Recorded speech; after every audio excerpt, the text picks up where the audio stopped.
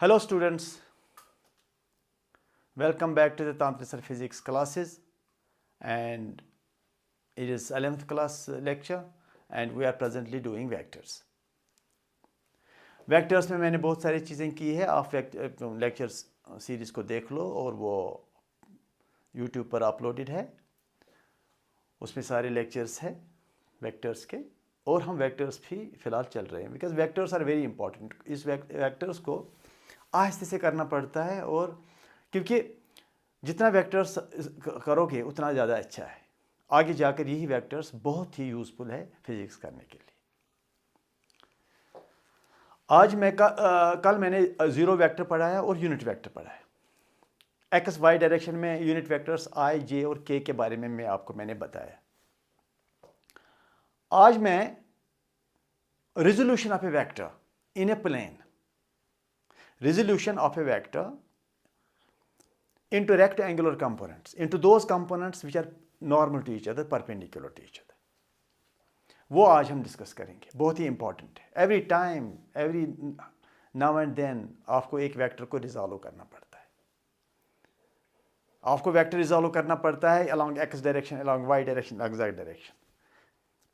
You encounter these resolution of vectors every time. इसलिए आज ही इसको क्लियर कर दो और आज ही इस पर प्रैक्टिस करो ताकि आगे जाकर आप इसको फिजिक्स में अच्छी तरह से अप्लाई करो. Resolution of a vector into rectangular components. Resolution of a vector, resolution of vector into rectangular components.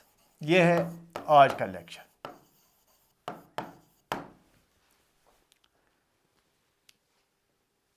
हमने आपको पहले ये बताया कि अगर दो वेक्टर है, तीन वेक्टर है, चार वेक्टर है, उनका हम रिजल्टेंट फाइंड कर सकते हैं और उन चार पांच वेक्टर को हम एक वेक्टर बना सकते हैं. एक वेक्टर बनाने का मतलब ये है कि उन चार वेक्टर को हमने एक वेक्टर बनाने का मतलब ये है कि हमने उनका रिजल्टेंट फाइंड किया.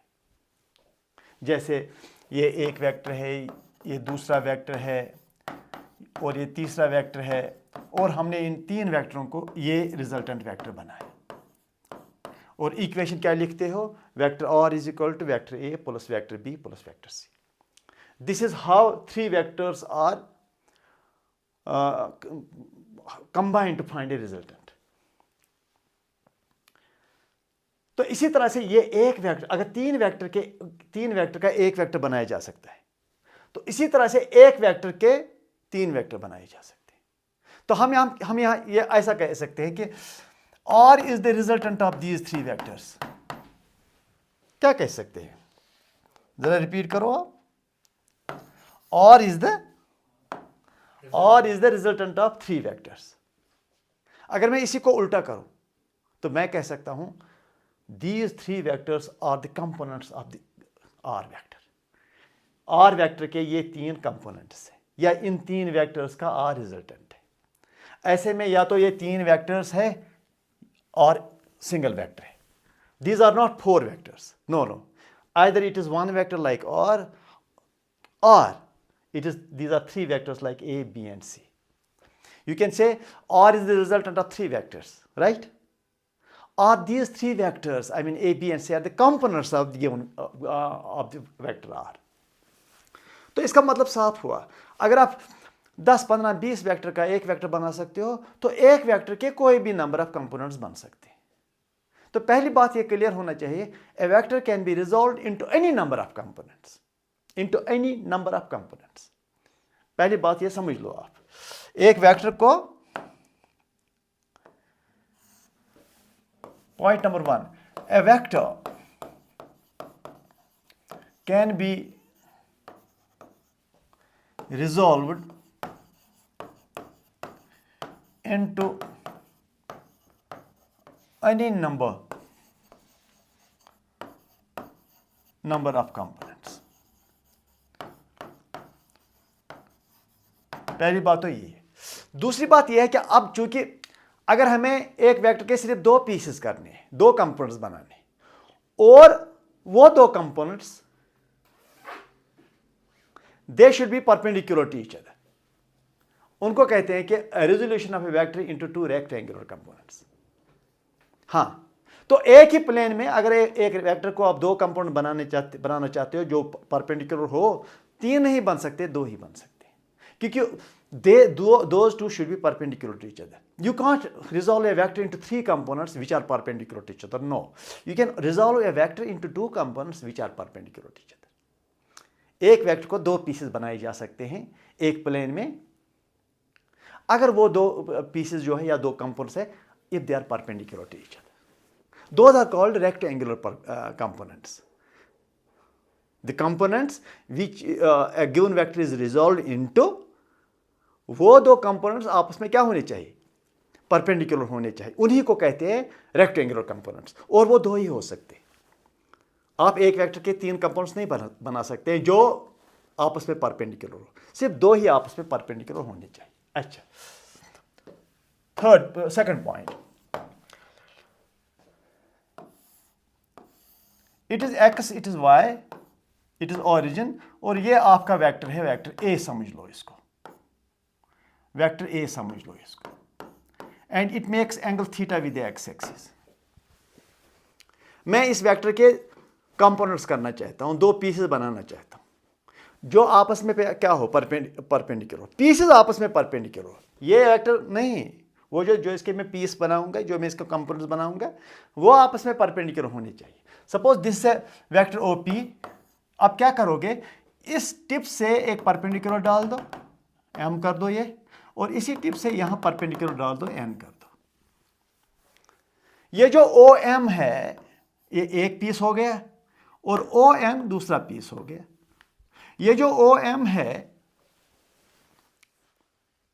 और ओ एन जो है, अगर इन दो को आप रिजल्टेंट निकालोगे तो वो ओ ए हो जाएगा। ए के हो गए ओ एम और ओ एन दो पीसेस, और ओ एम और ओ एन को अगर हम सुपर इंपोज करेंगे या रिजल्टेंट इनका फाइंड करेंगे, वो गिवन वेक्टर हो जाएगा। तो this means O M and O N are the two components of a vector A. तो इसको हमने रिजॉल्व कर दिया, समझो किसमें, इन दो वेक्टर्स में। तो क्या टेक्निक क्या है, to resolve a given vector into two components which are perpendicular to each other, क्योंकि अब जो ओ एम कंपोनेंट है और ओ एन जो कंपोनेंट है दो, ये आपस में परपेंडिकुलर है, ये और ये आपस में परपेंडिकुलर है, और इनको अगर कंबाइन किया जाए तो आपको ए मिल जाएगा। So what is the technique to find to resolve a given vector into components? तो टेक्निक ये है, let O A O P be the vector in xy plane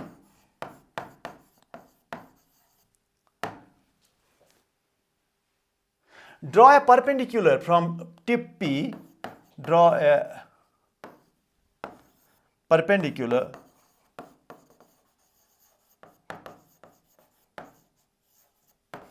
from tip P on the x-axis, on x-axis and y-axis। यह technique है, आपको point P से perpendicular डालना है x axis पर, और आपको परपेंडिकुलर डालना है वाई एक्सिस पर। ये जो इस परपेंडिकुलर की वजह से जो लेंथ कट हुआ ऑन द एक्स एक्सिस, कितना लेंथ कट हुआ on the axis, O M. तो ओ एम जो है vector, it is the X component of the given vector. इसको एक्स कंपोनेंट कहा जाता है क्योंकि this is the component along the X axis, it is the X component of a vector या OP vector, and O N is the y component of a vector। o m जो है इसको x component कहा जाता है और o n को y component कहा जाता है। वजह यह है कि o m is in the x direction and o n is the y direction। तो o m को a और नीचे x लिखो, और o n को a और थोड़ा सा नीचे यहां y लिखो। It is A X component, A Y component. अच्छा, तो अब आप मुझे बताइए वेक्टर ओपी में किसके बराबर लिखूंगा? What is vector OP equal to? शाबाश। OP vector is equal to O M plus O N. ऐसे फिर से मैं यहां फिगर बनाऊंगा फॉर रेडी रेफरेंस, ताकि आप समझ जाओ ये क्या है। It is X, it is Y, it is a vector, ये थीटा है। Theta is the direction of the vector A with respect to X axis, और आपने यहाँ परपेंडिकुलर डाल दिया, एम हो गया, और आपने यहाँ परपेंडिकुलर डाल दिया, एन हो गया, और ये ओ है। तो ये ओ एम एक वेक्टर हो गया, ओ एन दूसरा कंपोनेंट हो गया। ये दो कंपोनेंट हो गए इस वेक्टर ए के, क्योंकि इस वेक्टर ए को हमने रिजॉल्व अप किया into two pieces, this and this. अगर इन दो का रिजल्टेंट निकालोगे तो वो तो हो जाएगा ए, और है भी। देखो ये वेक्टर एक है, ये दूसरा वेक्टर है, आपने रेक्टेंगल इसका बनाया, और ये जो डायगोनल है दैट इज ए। क्योंकि आपको एक्सपीरियंस है, अगर दो वेक्टर आपके पास है, उनके टेल्स को मिलाया जाए, आप पैरेललोग्राम बनाते हो, लेकिन यहाँ पैरेललोग्राम नहीं है, रेक्टेंगल बनेगा। तो डायगोनल जो है वो that will be the resultant. आप इन दो का रिजल्टेंट निकालो तो ए हो जाएगा। अब ए के पीसेस कर दो तो ये और ये हो जाएगा। तो OP vector is equal to O M vector plus O N, OP plus O M. जिस तरह से आप लिखते हैं vector C is equal to, अगर ये वेक्टर ए होता है, ये बी होता है, और रिजल्टेंट सी होता है, आप लिखते हैं C is equal to A plus B, vector A plus vector B. ठीक। अच्छा, अब ओ ए वेक्टर जो है ये ए एक्स कहलाएगा ऐसे, और ये ए वाई। और आपको ये भी पता है कि ये डायरेक्शन आई का डायरेक्शन है, और ये डायरेक्शन जे का डायरेक्शन है। और अगर मैं अब आपको ये जो ओ पी है इसको वेक्टर ए कर दूं, is equal to O M को क्या करें? ओ एम का लेंथ कितना है? ए एक्स, लेकिन किस डायरेक्शन में? आई यूनिट वेक्टर। ये मैग्नीट्यूड है और ये डायरेक्शन है। हो गया ये ओ एम वेक्टर इसके बराबर। ए एक्स मैग्नीट्यूड है और आई डायरेक्शन है, हो गया O M is equal to A X I plus A Y J, ऐसे कुछ। तो ये है एक वेक्टर का representation. This is the vector which lies in the X Y plane, having A X and A Y as rectangular components. Vector A is in X Y plane having ax and ay as rectangular components.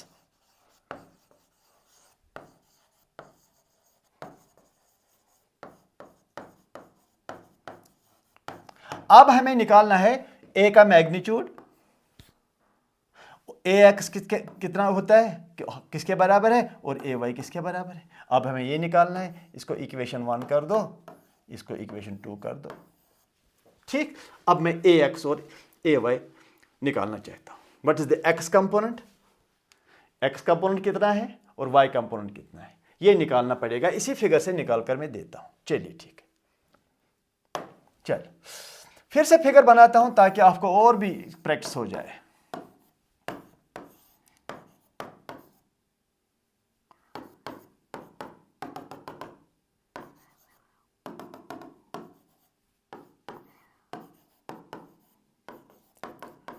चलिए ठीक है,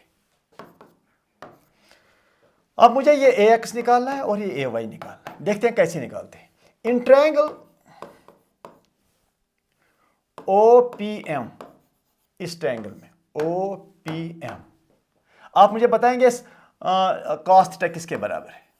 cos theta is equal to, बताइए, base by hypotenuse. Base is A X, hypotenuse is magnitude A का magnitude, length vector के बगैर length. तो यहां बताइए मुझे व्हाट इज ए एक्स। ए को मल्टीप्लाई करो, ए कॉस थीटा, ऐसे हो गया ए एक्स मुझे मिल गया। What is the X component of A given vector? A cos theta. मतलब जिसके साथ एंगल डिफाइंड है ये थीटा, इस ए का cos component, A cos theta is equal to this A X. तो ए वाई किसके बराबर होगा? शाबाश। फिर से इसी ट्रायंगल में, इसी ट्रायंगल में साइन थीटा इज इक्वल, हाँ, is equal to A Y perpendicular, ये परपेंडिकुलर जो है वो ए वाई के बराबर है। देखो यहाँ से यहाँ तक the same is this from here to here, A Y by A. तो बताइए ए वाई किसके बराबर है? A sine theta. ये आप ऐसे करके इसको इक्वेशन नंबर 3, इसको इक्वेशन नंबर 4 कर दो। मतलब हमें मिल गया x component of the given vector and y component of the given vector. जो हमने रेक्टेंगुलर कंपोनेंट्स बने, हमने उनका मैग्नीट्यूड भी निकाला। देखो अब ये थीटा पर डिपेंड करता है, थीटा ज्यादा है कम है, उसी हिसाब से ये कंपोनेंट कितना होगा और ये कंपोनेंट कितना होगा। ठीक, अच्छा। तो अब मुझे बताइए 3 और 4 से मैं ये निकालना चाहूंगा ए का मैग्नीट्यूड। इस ए का मैग्नीट्यूड मैं निकालना चाहता हूं। देखिए कैसे। I want to find the magnitude of A in terms of AX and AY, in terms of its components. जो गिवन वेक्टर है जिसके मैंने पीसेस कर दिए, उस गिवन वेक्टर का मैग्नीट्यूड क्या है इन terms of AX and AY। ठीक, चलो AX आपको मिला, AY भी मिला। अब देखो मैं इन दो को कैसे मैं यूज करूंगा। AX is equal to A cos theta, AY is equal to A sine theta. इन दो इक्वेशंस को करो स्क्वायरिंग एंड एडिंग। पहले स्क्वायर कर दो, अच्छा पहले स्क्वायर ही कर दो, squaring the above two equations. पहले स्क्वायर ही कर दो। ठीक, ये हुआ A X square is equal to A square cos square theta. इसका स्क्वायर कर दो, A Y square is equal to A square sine square theta. हो गया। अच्छा, नाउ एडिंग दीज इक्वेशंस। अब ऐड करो, एडिंग द अबोव इक्वेशंस।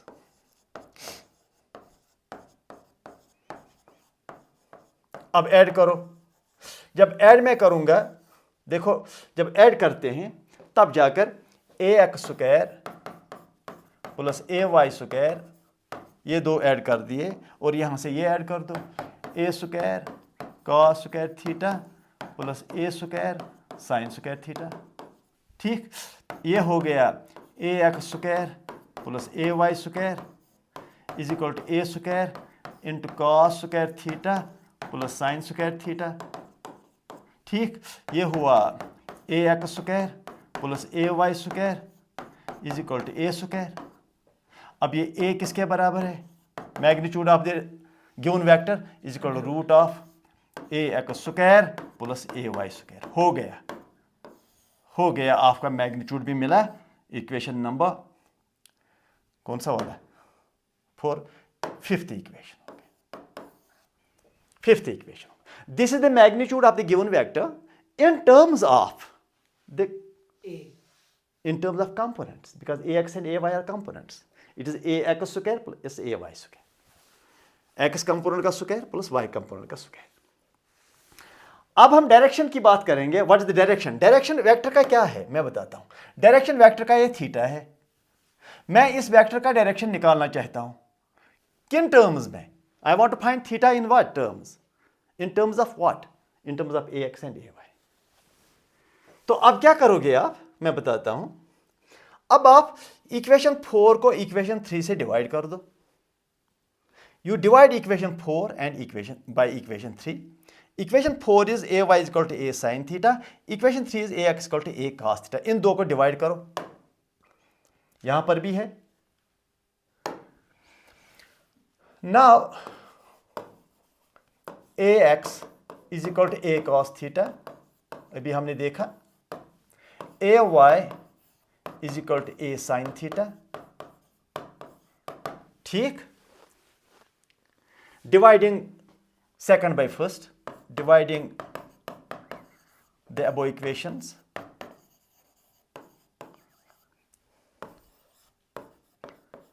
करो divide. ये हो गया A Y by A X, इसको डिवाइड किया इससे, is equal to A sine theta by A cos theta. ठीक, ये खत्म हुआ। तो हमें मिलेगा, क्या मिलेगा हमें? Sine theta by cos theta tan theta किसके बराबर? A Y by A Y by A X. Theta किसके बराबर, टेन को ट्रांसफर करो टू द राइट साइड, हो जाएगा tan inverse A Y by A X. यह हो गया direction of the given vector. जो हमारा वेक्टर है जिसके हमने पीसेस कर दिए उसका डायरेक्शन थीटा है। हमने जब डायरेक्शन फाइंड किया in terms of what, in terms of components, in terms of A Y and A X. So what we did, हमने पहले एक वेक्टर को कंपोनेंट्स में कन्वर्ट किया, रेक्टेंगुलर कंपोनेंट्स परपेंडिकुलर जो आपस में है।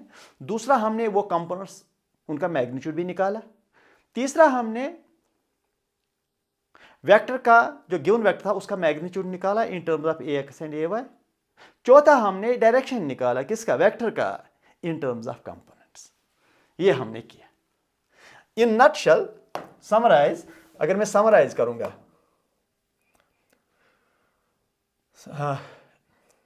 इन short, in summarise form,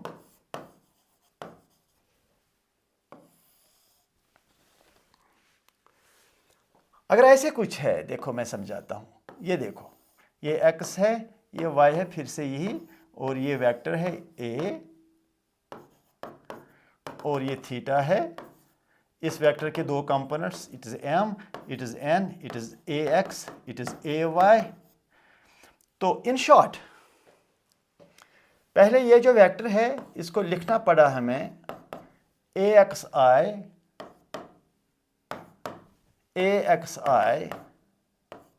plus ayj। फिर हमने इसके बाद क्या निकाला, चलो इक्वेशन 1 कर दो।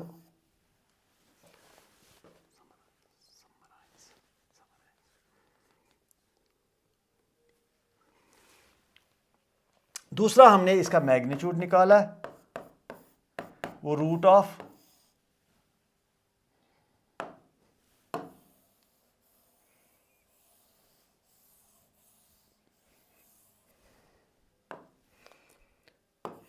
in short form, a is equal to axi plus ayj। तो magnitude of a is equal to ax square plus ay square. ठीक, या ऐसे लिखो पहले, ax is equal to a cos theta, magnitude of a cos theta, ay is equal to a sin theta, magnitude of a is equal to, इसका magnitude वो यहां से भी चलेगा, मैग्नीट्यूड ऑफ a इस ट्रायंगल से देख लो, ax स्क्वायर ay स्क्वायर और रूट, क्योंकि ये हाइपोटेन्यूज है, ये बेस है, ये परपेंडिकुलर है, is root of ax square plus ay square and theta is equal to, ये डायरेक्शन जो है यहां पर भी अगर आप देखोगे tan theta perpendicular by base, perpendicular is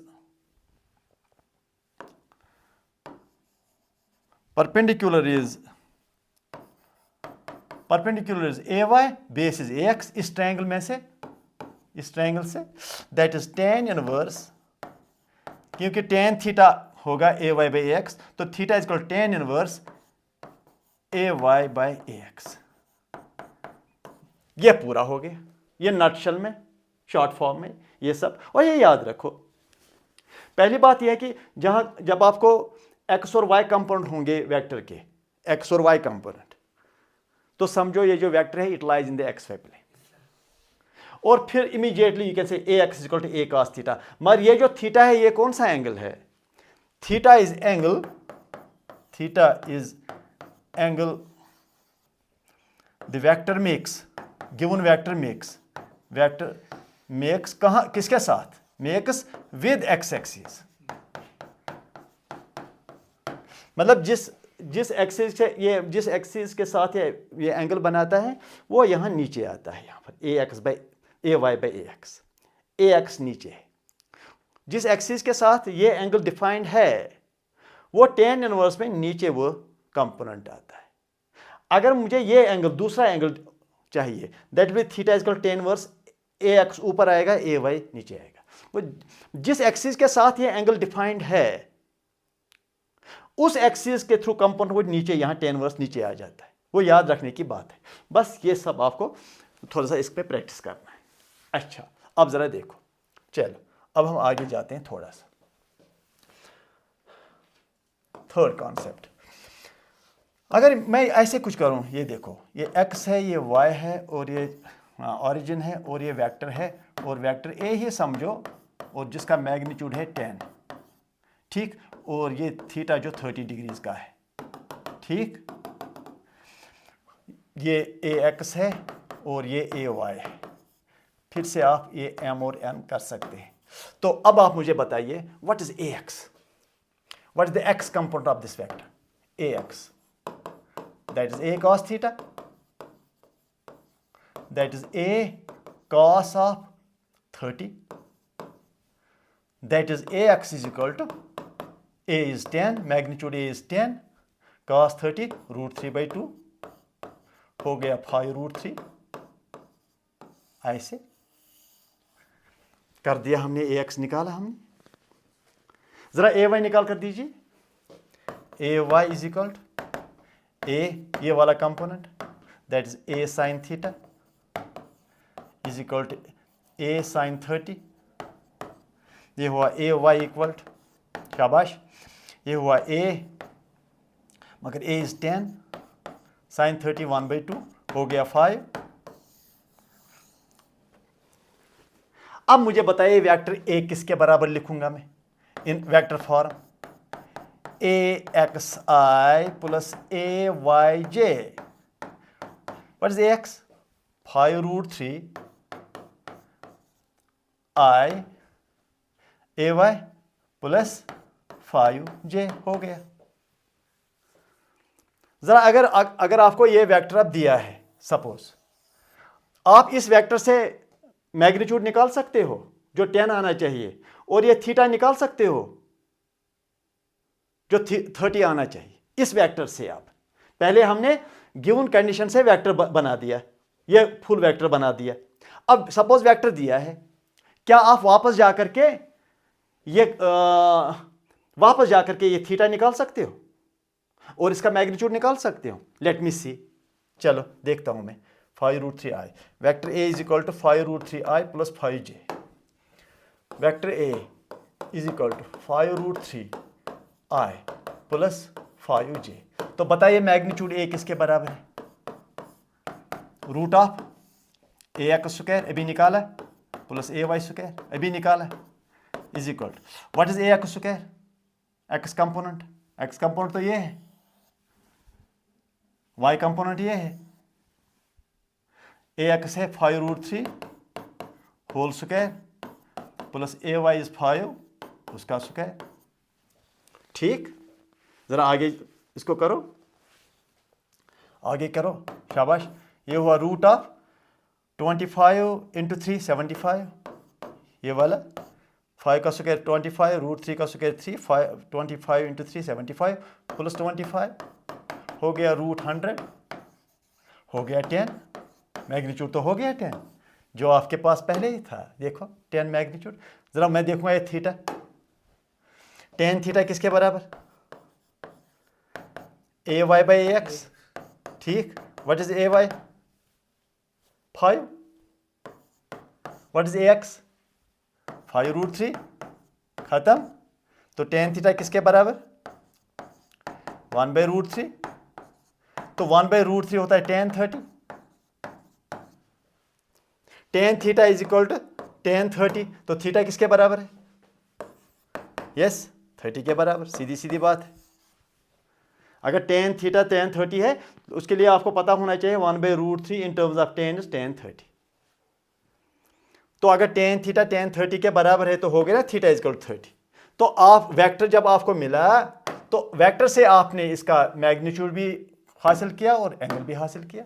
लेकिन अगर ये मैग्नीट्यूड और एंगल आपको दिया है तो आप इसका वेक्टर बना सकते हैं, आप ax भी निकाल सकते हैं, आप ay भी निकाल सकते हैं, आप वेक्टर भी बना सकते हैं, ठीक। और अगर वेक्टर दिया है तो आप इमीडिएटली उसका मैग्नीट्यूड निकाल सकते हैं और उसका डायरेक्शन निकाल सकते हैं। Direction is 30 degree with respect to X axis. तो ये बात है, देखो मैं आपको बताता हूं कि एक वेक्टर को हम रिजॉल्व कर सकते हैं in a plane into two components which are perpendicular to each other, and then we can find the magnitude of a vector in terms of components, then we can find the direction of the vector, the direction of the vector, given vector in terms of components. बस इतना ही कुछ. अब जरा देखो, now let me do some problems and objectives. लेकिन कल के objectives जो है वो मैं कल के objectives भी दिखाना चाहता हूं. तो चलो पहले यही करते हैं. Resolution of a vector means breaking it into smaller equal vectors, splitting it mutually perpendicular components, multiplying two vectors, subtracting two vectors. Which one you think the correct answer? Resolution of a vector means एक vector को resolve करने का मतलब क्या है? Breaking it into smaller equal vectors? No. Splitting it into two mutually perpendicular components. B is the answer. हो गया. B is the answer. Splitting it into two mutually perpendicular components. हो गया. The rectangular components of vector are each less than or equal to the vector magnitude, always equal to the vector, sometimes larger than the other, not related to the vector. जो rectangular components होते हैं जैसे ये और ये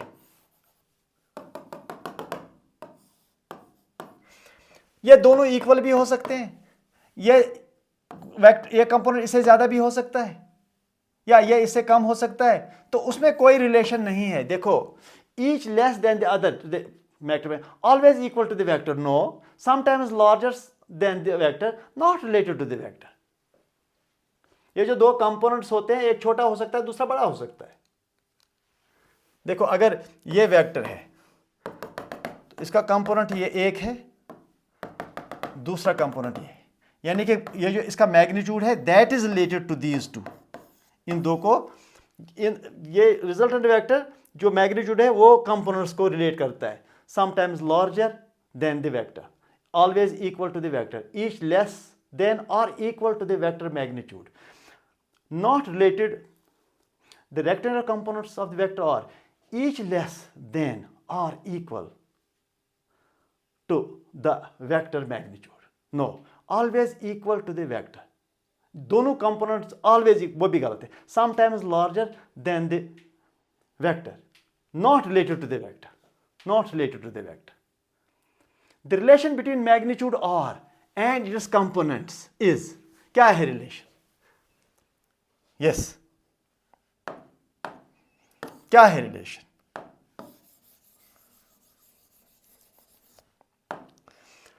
The relation between magnitude R is the magnitude, and Rx and Ry are the components. तो क्या है इस magnitude को इनके साथ relation? R equal to root of, yes, Rx square plus Ry square. Answer, ये देखो, C is the answer. हो गया, C is the answer. C is the answer. अभी पढ़ा है ये. A force of 20 Newton acts at 37 degrees with a horizontal. Horizontal component is 12 Newton, 16 Newton, 20 Newton, 10 Newton. मैं बताता हूँ. 20 Newton acts at 37 degrees with the horizontal. The horizontal component is, देखो मैं समझाता हूँ. ये एक वेक्टर है 20 Newton का. It acts at 37 degrees with the horizontal. ये horizontal है. तो हॉरिजॉन्टल कंपोनेंट कितना होगा? तो ऐसे देखो, परपेंडिकुलर डाल दो, ये हो गया हॉरिजॉन्टल कंपोनेंट यहां से यहां तक. सपोज ये वेक्टर ए है, मैग्नीट्यूड इसका, तो ये हो गया ए cos थीटा. जिस लाइन के साथ एंगल डिफाइंड है वही डायरेक्शन ए cos थीटा होता है, ए cos 37. आपने एक वेक्टर डाल दिया, हॉरिजॉन्टल के साथ ये 37 का एंगल बनाता है, तो इसका कितना प्रोजेक्शन है, कितना कंपोनेंट एक्स डायरेक्शन में या इस हॉरिजॉन्टल डायरेक्शन में, वो ए cos ऑफ 37. अगर वर्टिकल कंपोनेंट माना जाए that is a sin of 37, लेकिन हमें ये निकालना है, ठीक, ए cos ऑफ 37. ये component, it is A that is 20 cos 37, it is 20 into what is cos 37, वो याद रखो, दैट इज 4/5, याद होना चाहिए. It is 5 4 20, it is 16 is the answer. 16 Newton is the answer. 20 Newton acts at an angle of 37 with the horizontal. तो horizontal component क्या कितना है, परपेंडिकुलर डाल दीजिए और यहाँ से यहाँ जो horizontal component हो गया इसका, vertical component ये हो गया, लेकिन हमें नहीं निकालना है vertical component, हमें horizontal component निकालना है, वो जो 16 Newton हो गया. आंसर जरा देखते हैं. 16 Newton, B is the answer. ये देखो 16 Newton.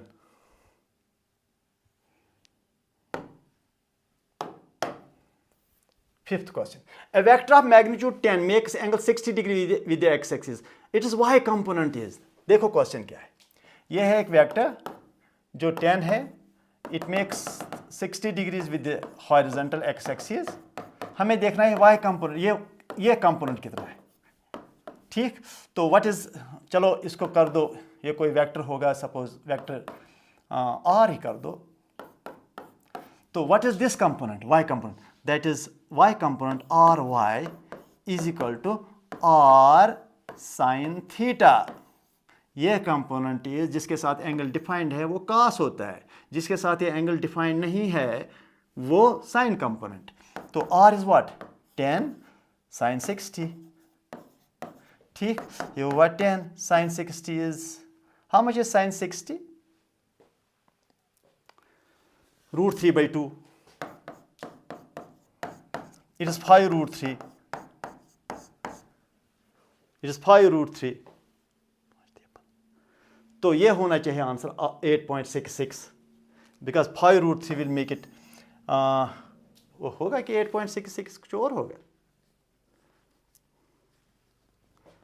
5 into 1.72, ये हो गया 5 से 15, 5 से 35, 5 के 5. हाँ, यही है answer. B is the answer approximately. चलो हो गया. 6th question. Displacement vector 5i plus 12j, its magnitude is, displacement vector मान लो d is equal to 5i plus 12j.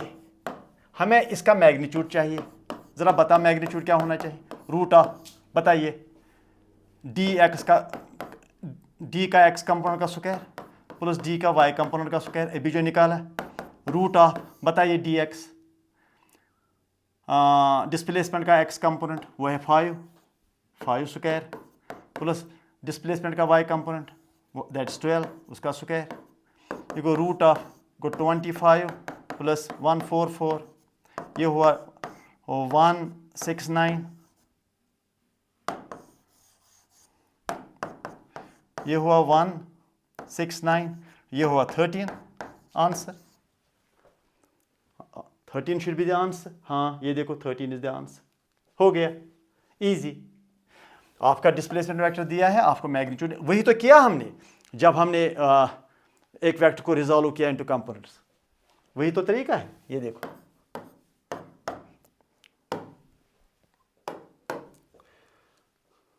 Question number 7. Velocity 15 metre per second at 45 degrees, horizontal component is. ये है velocity vector, 15 है ये, इसका magnitude क्या angle बनाता है horizontal के साथ? 45. तो बताइए इसका हॉरिजॉन्टल कंपोनेंट क्या है इस वेलोसिटी का? Vx, that is v cos 45. सीधी बात है, v cos 45. यहां से यहां तक है v cos 45. ठीक, v is 15, cos 45 is what? 1/√2. It is 15/√2. तो आप खुद सोचो 15/√2 कितना होगा? 7.5, 10.6, 15 होगा कि 12 होगा? तो 15 को डिवाइड करो 1.414, तो 1.5 अगर डिवाइड करेंगे तो 10 हो जाएगा. 10 से ज़्यादा कुछ, हाँ, ये है बी इज द आंसर. 10.6 होगा. 15 को 1.414 डिवाइड कीजिए क्योंकि रूट 2 इज 1.414, तो आपको 10.6 का आंसर मिल जाएगा। हो गया। 8th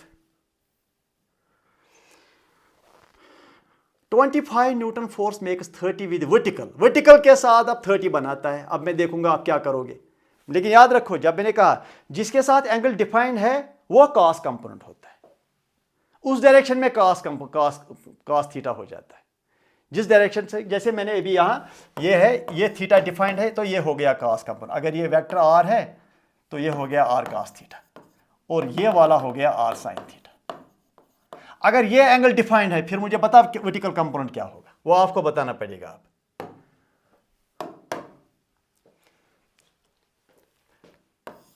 25 न्यूटन का फोर्स है, ये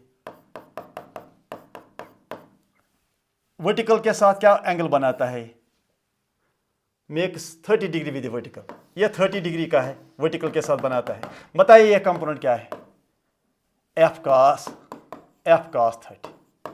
फिर से बताऊं, जिसके साथ एंगल डिफाइंड होता है उसी डायरेक्शन में कॉस कंपोनेंट होता है। अब आप कहेंगे आपने हमेशा ये कॉस लिया क्योंकि हमने ये एंगल डिफाइन किया था ना, इसलिए ये कॉस कंपोनेंट हो गया। अब चूंकि वहीं से कह रहा है कि 30 वर्टिकल के साथ एंगल बनाता है, तो अगर 30 वर्टिकल के साथ ये एंगल बनाता है, समझो ये वर्टिकल के साथ अब कॉस कंपोनेंट हो जाएगा, क्योंकि अगर आप परपेंडिकुलर डालोगे तो ये पार्ट आएगा एफ कॉस 30। तो F is 25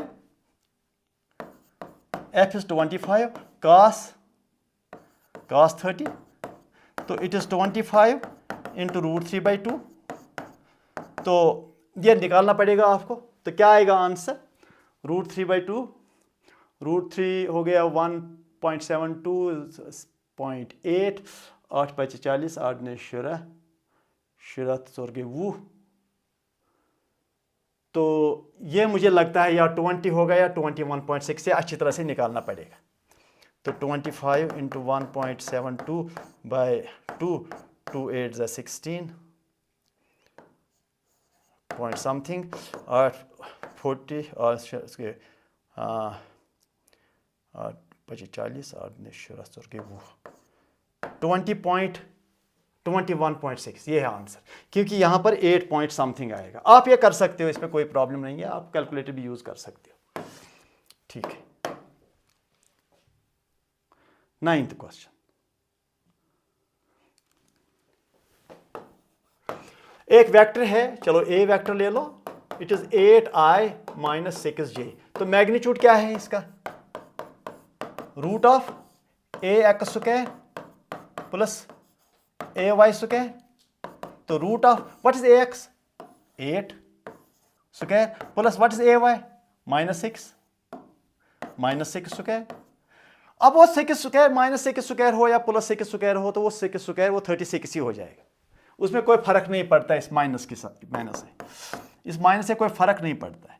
64 plus 36 it is 100, तो हो गया 10 आंसर। ये देखो आंसर 10 है कि नहीं, बी। ऐसे कुछ करो, जब प्रैक्टिस करोगे आपको लगेगा ये x कंपोनेंट है, ये y कंपोनेंट है, और ये जो vector it lies in the xy plane. और क्वाड्रेंट कौन सा क्वाड्रेंट में लाई करता है वो मैं बाद में बताऊंगा। अब सारी चीजें एक ही बार नहीं बताई जा सकती, आप फिलहाल आप कर लो। चलो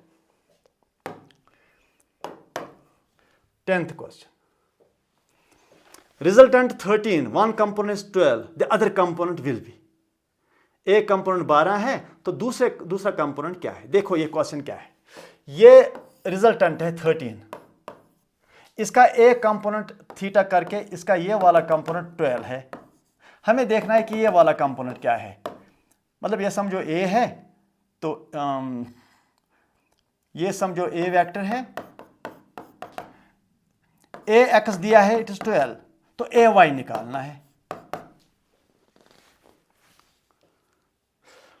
ये वेक्टर है 13 का, इसका एक कंपोनेंट 12 है, दूसरा कंपोनेंट ay निकालना है। सोचो जरा, ax 12 है, ay हमें निकालना है, लेकिन पूरा वेक्टर का लेंथ जो है वो 13 है, मतलब रिजल्टेंट इस 12 और इस y का जो रिजल्टेंट है वो 13 है, या 13 के ये दो कंपोनेंट्स है। तो व्हाट इज ay, तो ऐसे कुछ अगर करें, देखो मैं समझाता हूं, अगर ऐसे कुछ करें, A magnitude is equal to root of A X square plus A Y square, ठीक हो गया। स्क्वायर करो दोनों साइड से, A square is equal to A X square plus A Y square, ठीक। स्क्वायर करने से व्हाट इज ए स्क्वायर, वो तो फुल वेक्टर है, वो तो खुद मैग्नीट्यूड है वेक्टर का, वो है 13 स्क्वायर, ए एक्स स्क्वायर हो गया 12 square plus A Y square, ये हुआ 169 is equal to 144 plus A Y square. तो A Y square 169 minus 144 is equal to A Y square, ये ए वाई निकालना है। तो व्हाट इज ए वाई,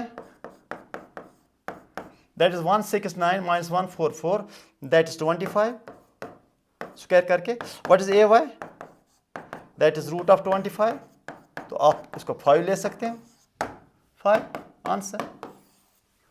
कर लो अच्छी तरह से कीजिएगा। रिजल्टेंट वेक्टर का एक कंपाउंड दिया था, हमें दूसरा कंपाउंड निकालना था, बस दैट इज ऑल। आप फार्मूलाज यूज कर सकते हो। चलिए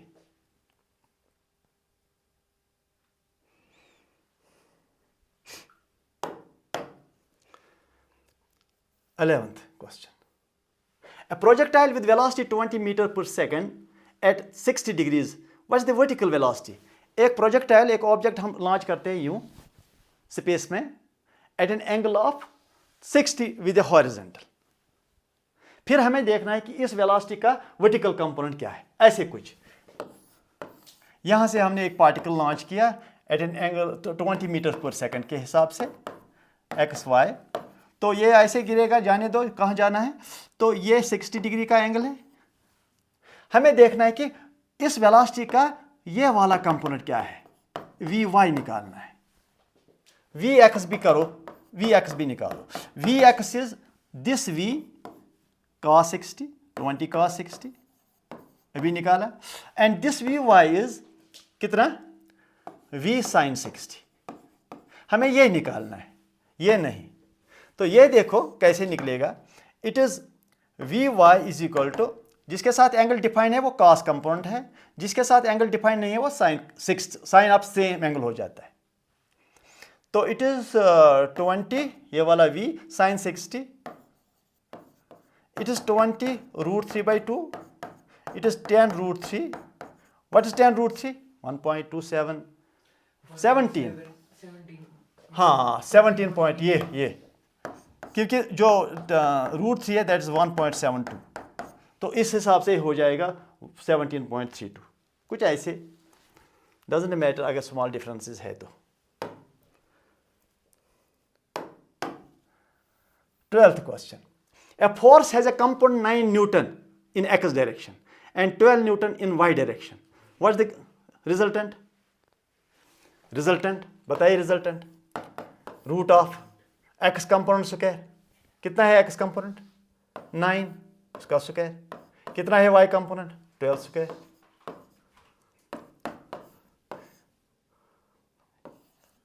$81. ठीक, ये हो गया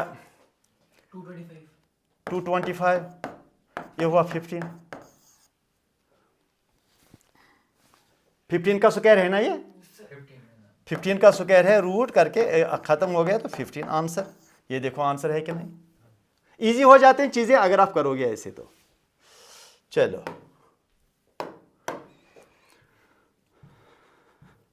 12 questions I have solve for you. लेकिन कल के कुछ क्वेश्चन थे जो जीरो वेक्टर पर थे और जो यूनिट वेक्टर पर थे, जरा उनको भी हम करते हैं, हैव ए लुक।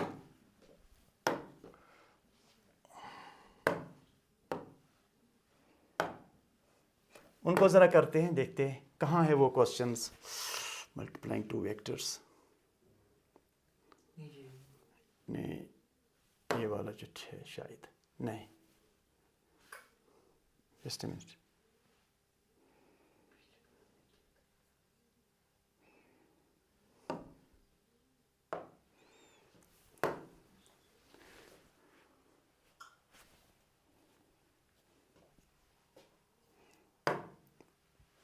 ये है Which of the following is a zero vector? 0i plus 0j plus 0k, I minus I plus 2j minus 2j, 2i plus 3j minus 2i plus 3j, all of these. पहला 0i plus 0j plus 0k, ये हो गया 0 into आई 0 plus 0, ये तो 0 हो गया, पहला 0 vector है। दूसरा i minus I unit vector minus unit vector plus 2 times j unit vector minus 2j, i minus I खत्म, 2j खत्म, ये भी हो गया 0 वेक्टर। जरा सी देखो, 2i प्लस 3j माइनस करके 2i प्लस 3j, जरा सॉल्व करो, ये होगा 2i unit vector 2 times unit vector in the x direction plus 3 times unit vector in the y direction minus 2i multiply करके माइनस प्लस माइनस 3j खत्म, क्योंकि एक plus है दूसरा माइनस है, ये भी खत्म, ये भी 0। A B 0 vector, B B 0 vector, C B 0 vector, all of above answer, all of above answer. चलो हो गया ये भी। Second question, the magnitude of a vector 0i plus 0j plus 0k is 0, सीधी सीधी बात है, ये तो 0 वेक्टर है, 0i plus 0j plus 0k, इसका मैग्नीट्यूड 0 है, हो गया। Vector A is equal to 5i minus 2j plus 3k, what is vector A minus vector A? 0, सीधी सीधी बात है, when you subtract 2 equal vector 0 हो जाता है, आंसर इज 0, हो गया ये भी। For any vector p the sum p plus 0 is, vector p plus 0 is equal to p vector again, ये है, आपको बताया था मैंने जब 0 वेक्टर के हमने प्रॉपर्टीज बताई थी, हो गया ये भी। Which of the following represents 0 vector 0 ना, which of the following represents vector along x direction, वहां आगे x डायरेक्शन है जो नहीं लिखा है। Which of the following represents vector along x direction? 5i, answer, because 5 is magnitude, i is the direction along x axis, बताया है आपको। Sixth question, the magnitude of vector 7 is equal to minus 7i, a is equal to 7i, a vector is equal to minus 7i, magnitude of vector a, magnitude में ये negative नहीं रहता है, negative तो magnitude में होता ही नहीं है, ना ये डायरेक्शन रहता है, सिर्फ 7 आंसर। मैग्नीट्यूड में ना नेगेटिव रहेगा ना डायरेक्शन रहेगा, 7 रहे, direction is x direction, 7 is the answer.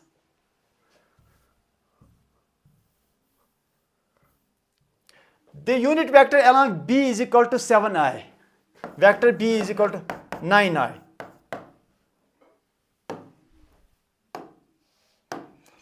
9i, vector b is equal to 9i, तो डायरेक्शन क्या है? यूनिट वेक्टर, i सीधी सीधी बात है, लेकिन अगर आपको चाहिए यूनिट वेक्टर तो मैंने आपको लिखा कि वेक्टर बाय इट्स मैग्नीट्यूड, यही होता है यूनिट वेक्टर, होता है कि नहीं?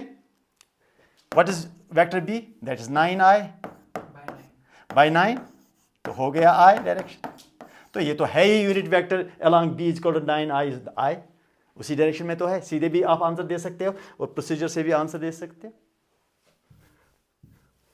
These were 7 questions जो कल भी मैंने दिखाए थे, लेकिन unfortunately they could not be uploaded, and that completes the resolution of a vector in a plane into 2 rectangular components. Thank you.